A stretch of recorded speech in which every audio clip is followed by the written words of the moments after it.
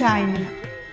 ಹಿಂದಿನ 10ನೇ ಅಧ್ಯಾಯದಲ್ಲಿ ಸಿದ್ಧ ಮುನಿಗಳು ನಾಮಧಾರಕನಿಗೆ ಶ್ರೀಪಾದ ಶ್ರೀವಲ್ಲಭ ಸ್ವಾಮಿಯವರು ಕೃಷ್ಣೆಯಲ್ಲಿ ಲೀನವಾದ ಮೇಲೂ ಸೂಕ್ಷ್ಮ ರೂಪದಲ್ಲಿ ತನ್ನ ಭಕ್ತರನ್ನ ಸದಾ ರಕ್ಷಿಸ್ತಾ ಕುರುವಪುರದಲ್ಲೇ ವಾಸವಾಗಿರ್ತಕ್ಕಂಥದ್ದಕ್ಕೆ ಒಂದು ಉದಾಹರಣೆಯಾಗಿ ಒಂದು ಲೀಲೆಯನ್ನು ವಿವರಿಸಿದ್ದರು. ಅಲ್ಲಿ ನಾವು ವಲ್ಲಭೇಶನೆಂಬ ಬ್ರಾಹ್ಮಣನನ್ನ ಕಳ್ಳರಿಂದ ಗುರುಗಳು ಹೇಗೆ ರಕ್ಷಿಸಿದರು ಎಂಬತಕ್ಕಂಥ ಮಹಿಮೆಯನ್ನು ಕೇಳಿದ್ದೆವು. ಈ ಕಥೆಗಳನ್ನೆಲ್ಲ ಕೇಳ್ತಾ ನಾಮಧಾರಕನಿಗೆ ಗುರುಗಳ ಮತ್ತಷ್ಟು ಮಹಿಮೆಗಳು ಮತ್ತೆ ಮುಂದಿನ ಅವತಾರಗಳ ಬಗ್ಗೆ ಕೇಳಬೇಕೆಂಬುದಾಗಿ ಬಹಳ ಆಸೆಯಾಯಿತು. ಅದಕ್ಕೋಸ್ಕರವಾಗಿ ನಾಮಧಾರಕನು ಸಿದ್ಧ ಮುನಿಗಳ ಬಳಿಯಲ್ಲಿ ಗುರುನಾಥ, ಗುರುಗಳ ಮುಂದಿನ ಅವತಾರದ ಲೀಲೆಗಳು ಮಹಿಮೆಗಳನ್ನು ನನಗೆ ತಿಳಿಸಬೇಕು ಎಂಬುದಾಗಿ ಪ್ರಾರ್ಥನೆಯನ್ನು ಮಾಡುತ್ತಾನೆ. ಅದಕ್ಕನುಗುಣವಾಗಿ ಸಿದ್ಧ ಮುನಿಗಳು ಶ್ರೀಪಾದ ಶ್ರೀವಲ್ಲಭ ಸ್ವಾಮಿಗಳ ಮುಂದಿನ ಅವತಾರವಾದಂತಹ ನರಸಿಂಹ ಸರಸ್ವತಿ ಸ್ವಾಮಿಗಳ ಅವತಾರದ ಮಹಿಮೆ ಲೀಲೆಗಳನ್ನ ವರ್ಣಿಸ್ಲಿಕ್ಕೆ ಪ್ರಾರಂಭ ಮಾಡ್ತಾರೆ.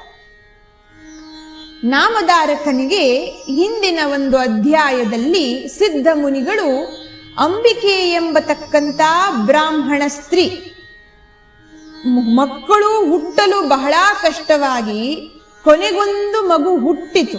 ಆ ಹುಟ್ಟಿದ ಮಗು ಮಂದಾಧಿಕಾರಿಯಾದ್ದರಿಂದ ಯಾವ ವಿದ್ಯೆಯೂ ಹತ್ತದೇ ಇರುವಾಗ ದೇಹತ್ಯಾಗ ಮಾಡಲು ಹೋದಾಗ ಶ್ರೀಪಾದ ಶ್ರೀವಲ್ಲಭ ಸ್ವಾಮಿಗಳು ಅಂಬಿಕೆಯನ್ನ ದೇಹತ್ಯಾಗ ಮಾಡೋದು ಬೇಡ ಎಂಬುದಾಗಿ ಆ ಮಗುವಿಗೆ ಆಶೀರ್ವದಿಸಿ ಎಲ್ಲ ವಿದ್ಯೆಗಳು ಪ್ರಾಪ್ತಿಯಾಯಿತು.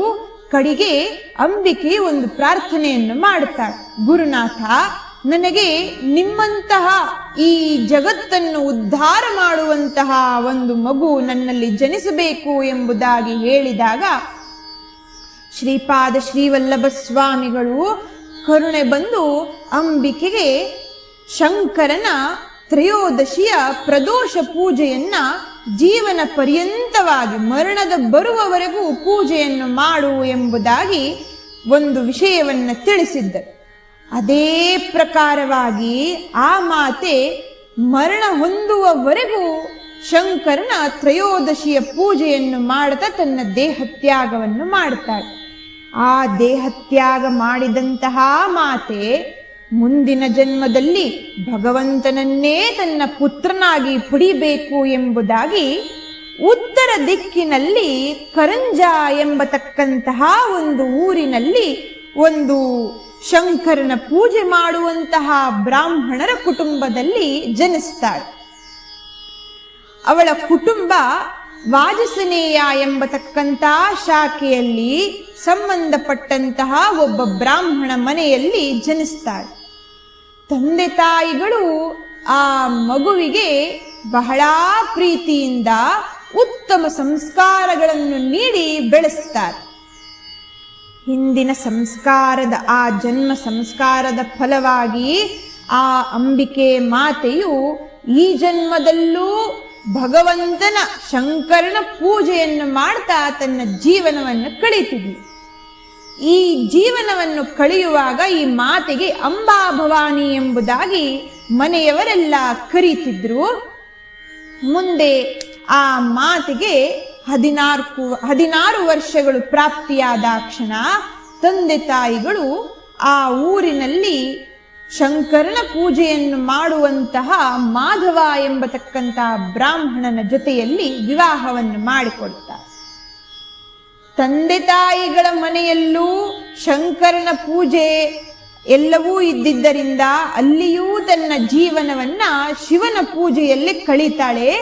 ಮುಂದೆ ವಿವಾಹವಾದ ಮನೆಯಲ್ಲೂ ಆ ಕುಟುಂಬದಲ್ಲೂ ಶಂಕರನ ಪೂಜೆಯೇ ಮೊದಲನೆಯ ಪೂಜೆಯಾದ್ದರಿಂದ ಆ ಮೊದಲನೇ ಆದ್ಯತೆ ಇದ್ದಿದ್ದರಿಂದ ಅಲ್ಲಿಯೂ ಕೂಡ ಪತಿಯೊಂದಿಗೆ ಶಂಕರನ ಪೂಜೆಯಲ್ಲಿ ಸೇವೆಯಲ್ಲಿ ನಿರತಲಾಗ್ತಾಳೆ.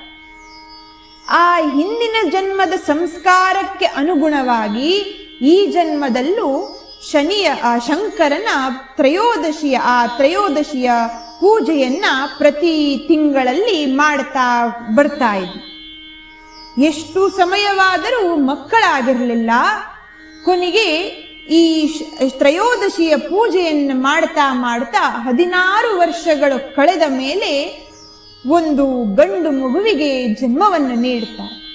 ಭಗವಂತನು ಆ ಮಾತೆಯಲ್ಲಿ ಅವತರಿಸ್ತಾನೆ. ಹುಟ್ಟಿದ ಕ್ಷಣ ಆ ಮಗುವು ಓಂಕಾರವನ್ನ ಉಚ್ಚರಿಸಲಿಕ್ಕೆ ಪ್ರಾರಂಭವನ್ನು ಮಾಡುತ್ತಾರೆ. ಆಶ್ಚರ್ಯ ಪಡ್ತಾರೆ ಎಲ್ಲರೂ. ಅದರ ಜೊತೆಯಲ್ಲಿ ಆ ಮಾತೆಯು ಗರ್ಭಿಣಿಯಾಗಿದ್ದಾಗಲೇ ಆ ಮಗುವಿನ ಲಕ್ಷಣವನ್ನ ತಾನು ತೋರಿಸ್ತಿದ್ಲು. ಯಾರ ಜೊತೆಯಲ್ಲೂ ಮಾತಾಡ್ಲಿಕ್ಕೆ ಕೂತರೆ ಬ್ರಹ್ಮಜ್ಞಾನದ ವಿಚಾರಗಳನ್ನೇ ಅಲ್ಲಿ ಮಾತಾಡ್ತಿದ್ಲು, ವಿವರಿಸ್ತಿದ್ಲು. ಇದನ್ನೆಲ್ಲ ನೋಡಿ ಎಲ್ಲರೂ ಆಶ್ಚರ್ಯ ಪಡ್ತಿದ್ರು. ಅದೇ ರೀತಿಯಲ್ಲಿ ಹುಟ್ಟಿದ ಕ್ಷಣ ಆ ಮಗುವು ಕೂಡ ಓಂಕಾರವನ್ನ ಉಚ್ಚರಿಸಲಿಕ್ಕೆ ಪ್ರಾರಂಭ ಮಾಡಿ ಎಲ್ಲರಿಗೂ ಆಶ್ಚರ್ಯವಾಯಿತು. ಜೊತೆಯಲ್ಲಿ ಬಹಳ ಸಂತೋಷವೂ ಆಯಿತು. ಹುಟ್ಟಿದ ಕ್ಷಣ ಓಂಕಾರವನ್ನು ಉಚ್ಚರಿಸುವಂತಹ ಮಗು ನಮ್ಮಲ್ಲಿ ಅವತರಿಸಿದೆ ಎಂದು. ತಂದೆಯು ಬಹಳ ಆನಂದದಿಂದ ಬ್ರಾಹ್ಮಣರನ್ನೆಲ್ಲವನ್ನು ಕರೆಸಿ ಜಾತಕರ್ಮಾದಿಗಳನ್ನೆಲ್ಲವನ್ನ ಮಾಡಿಸ್ತಾರೆ. ಜಾತಕವನ್ನ ಬರೆಯಲು ಬಂದಂತಹ ಆ ಬ್ರಾಹ್ಮಣನು ಭಗವಂತನ ಆ ಅವತಾರದ ಮಹಿಮೆಗಳನ್ನೆಲ್ಲವನ್ನ ಜಾತಕದ ಫಲವಾಗಿ ವಿವರಿಸಲಿಕ್ಕೆ ಪ್ರಾರಂಭ ಮಾಡುತ್ತಾರೆ. ಭಗವಂತನು ನಿಮ್ಮಲ್ಲಿ ಅವತರಿಸಿದ್ದಾನೆ. ಮುಂದೆಯೂ ಈ ಮಗು ಗುರು ರೂಪದಲ್ಲಿ ತನಗೆ ನಂಬಿ ಬಂದಿರತಕ್ಕಂತ ಭಕ್ತರನ್ನ ಉದ್ಧಾರ ಮಾಡತಕ್ಕಂತ ಶಕ್ತಿಯನ್ನು ಪ್ರಾಪ್ತಿ ಮಾಡಿಕೊಳ್ಳು. ಈ ಮಗುವು ಏನು ಮಾತನ್ನು ಹೇಳುತ್ತದೆಯೋ ಅದನ್ನೇ ಪ್ರಮಾಣವಾಗಿ ಭಕ್ತರೆಲ್ಲರೂ ಇಟ್ಟುಕೊಂಡು ತಮ್ಮ ಜೀವನವನ್ನು ಸಾಗಿಸ್ತಾರೆ. ನವನಿಧಿಗಳು ಸದಾ ಈ ಮಗುವಿನ ಪಾದದಲ್ಲಿ ವಾಸಿಸ್ತವೆ. ಈ ಅಷ್ಟ ಸಿದ್ಧಿಗಳು ಬಾಗಿಲುಗಳನ್ನು ಕಾಯುತ್ತವೆ. ಭಗವಂತನೇ ನಿಮ್ಮಲ್ಲಿ ಅವತರಿಸ್ತಕ್ಕಂಥವು. ಸನ್ಯಾಸ ಯೋಗ ಉಂಟು. ಪೂರ್ಣ ಜಗತ್ತಿಗೆ ಮಾರ್ಗವನ್ನು ತೋರಿಸುವ ಹಾಗೆ ನಿಮ್ಮ ಮಗುವು ಬೆಳೆದು ನಿಲ್ತದೆ ಎಂಬುದಾಗಿ ವಿವರಿಸಿದಾಗ ತಂದೆ ತಾಯಿಗಳಿಗೆ ಬಹಳ ಆನಂದವಾಗ್ತದೆ. ಮತ್ತು 12ನೆಯ ದಿನ ಆ ಶುದ್ಧಿಯ ಸಂಸ್ಕಾರಗಳನ್ನೆಲ್ಲವನ್ನು ಮಾಡಿ ತೊಟ್ಟಿಲಲ್ಲಿ ಹಾಕುವಾಗ ಹರಿಯೇ ನರನಾಗಿ ಹುಟ್ಟಿರತಕ್ಕಂಥವನು ಎಂಬುದಾಗಿ ತಿಳಿದಿದ್ದರಿಂದ ನರಹರಿ ಎಂಬುದಾಗಿ ಆ ಮಗುವಿಗೆ ನಾಮಕರಣವನ್ನು ಮಾಡುತ್ತಾರೆ. ಸಿದ್ಧಮುನಿಗಳು ನಾಮಧಾರಕನಿಗೆ ಅಲ್ಲಿ ಮಗುವು ಹುಟ್ಟಿ ನರಹರಿ ಎಂಬುದಾಗಿ ಹೆಸರನ್ನು ಪಡೆದು ಮಾಡುವಂತಹ ಲೀಲೆಗಳನ್ನೆಲ್ಲವನ್ನ ವಿವರಿಸಲಿಕ್ಕೆ ಪ್ರಾರಂಭ ಮಾಡುತ್ತಾರೆ. ನಾನು ಆ ಲೀಲೆಗಳನ್ನೆಲ್ಲ ಮುಂದಿನ ಭಾಗದಲ್ಲಿ ನಿಮ್ಮೆಲ್ಲರ ಜೊತೆಯಲ್ಲಿ ಹಂಚಿಕೊಳ್ಳುತ್ತೇನೆ. ಅಲ್ಲಿಯವರೆಗೂ ಭಗವಾನ್ ಸದ್ಗುರು ಶ್ರೀ ಶ್ರೀಧರ ಗುರುದಾಸ ಸ್ವಾಮಿ ಮಹಾರಾಜ್ ಕಿ ಜೈ. ಜೈ ಜೈ ಗುರುದೇವ ದತ್ತ. ಜೈ ಜೈ.